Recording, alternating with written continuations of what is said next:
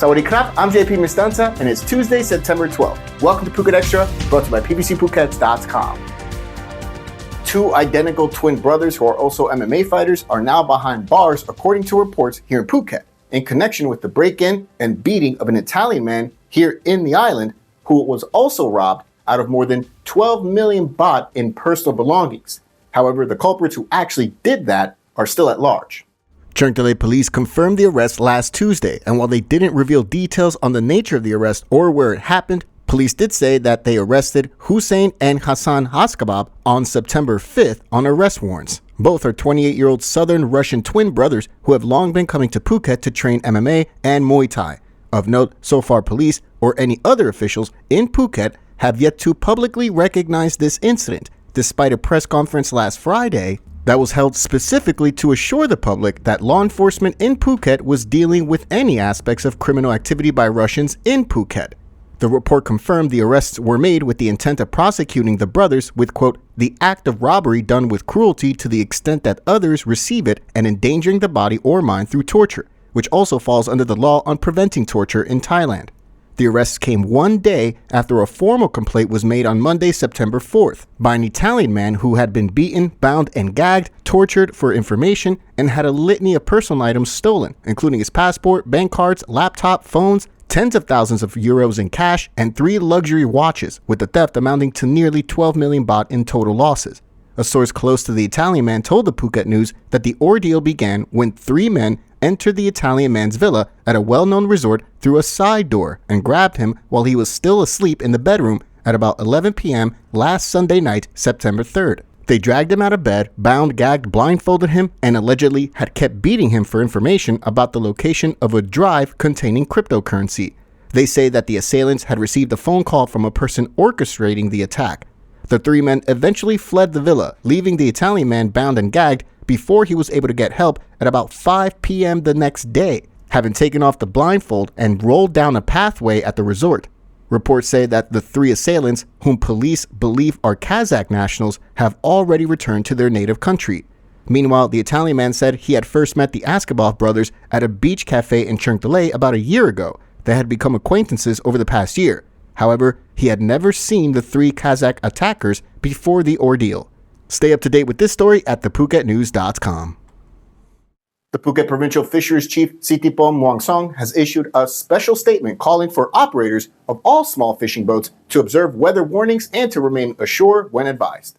Sitipom's statement, issued yesterday, targeted boat operators, especially those carrying tourists, ignoring bans on small boats putting to sea during periods of heavy weather throughout the southwestern monsoon season. His statement came after water rescue teams recovered the second body from a small fishing boat that sank off Koh El on Sunday.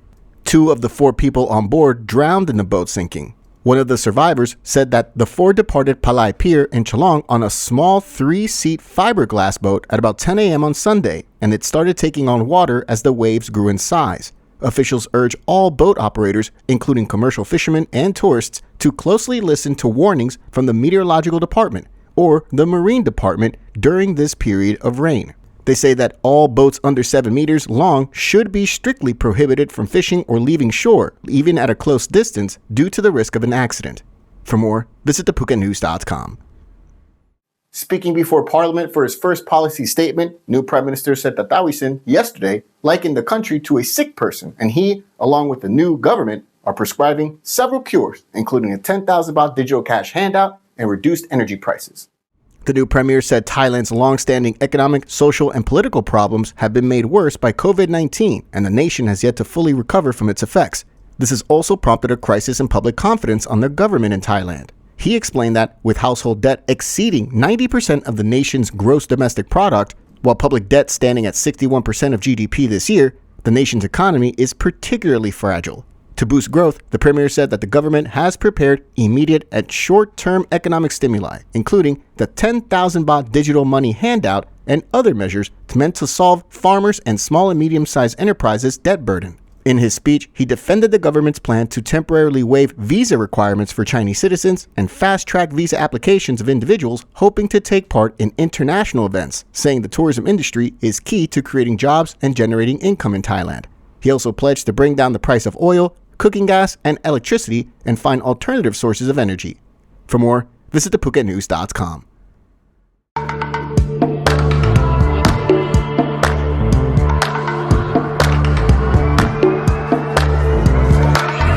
I was sure that it'll be easier to clear you from my mind. I wish you fall out from the window, take a bad trip to the ground. Ooh. And bring the pleasure, see your pressure just before you break a bone. An update now on the story making headlines around the country about the highway police officer who was killed while attending a party full of police officers and at the home of a local village leader in Nakhon Pathom province. Now, the supervisor of the cop who was killed in that party, he's turned up dead in his own home. 44-year-old Police Colonel Vashira fatally shot himself at his home in a housing estate in Pathum Thani province. Police Colonel Vashira had not only attended the party that saw 25 police officers attend at the home of village headman Praween Chanklai in Nakhon Pathom province, but he's also the immediate supervisor of Police Major Siwakon Saibua, the man who was murdered by a gunman during the dinner party. Reports say that Police Colonel Vashira had actually convinced his subordinate to attend the party where he was later killed. Police Colonel Vashira had reportedly sought treatment for depression and stress at a military hospital after his subordinate's death.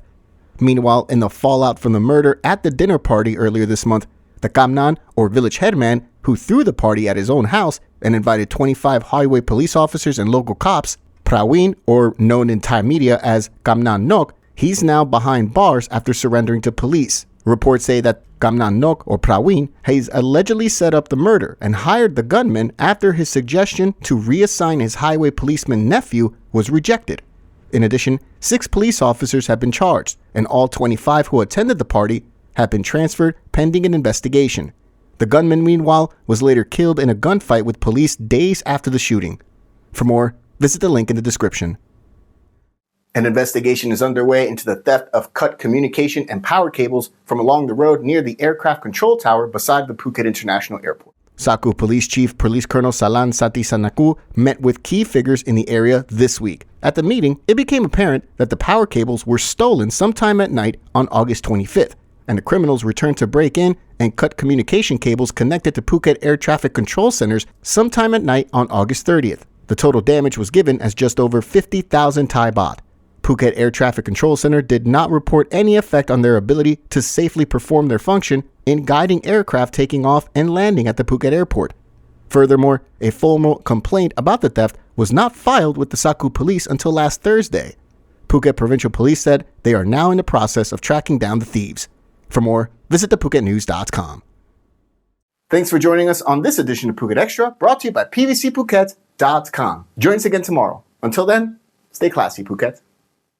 Phuket's rapid modernization has made it one of the world's premier holiday destinations. Investors can still buy quality condominiums for as low as $75,000 and luxury properties can go all the way up to 20 million.